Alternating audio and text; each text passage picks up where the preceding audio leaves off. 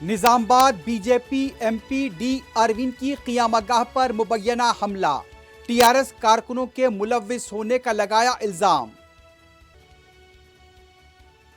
निजामाबाद के चौराहे पर चप्पल से मारूंगी, बीजेपी एमपी अरविंद को कविता का इंतबाह। आदिवासियों को दबाने की कोशिश कामयाब नहीं होगी, झारखंड के वजीर आला हेमंत सोरेन का पार्टी कायदीन और कारकुनों से खिताब।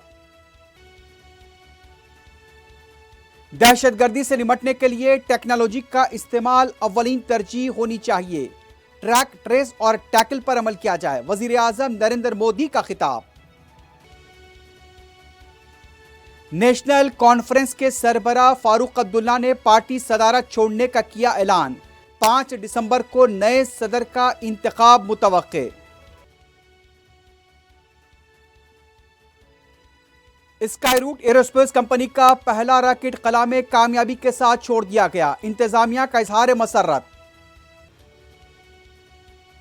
राहुल गांधी के सावरकर वाले रिमार्क पर महाराष्ट्र के मुख्तलिफ मुकामात पर मजाहरे, पप्पू हाय हाय के नारे। नाचारम पुलिस स्टेशन के हुदूद में दिलखराज सड़क हादसा, कंटेनर लारी की टक्कर से बाइक सवार हलाक। विकाराबाद में 40 साला शख्स का तौलिए से गला दबाकर किया गया कत्ल, हमलावरों की तलाश जारी।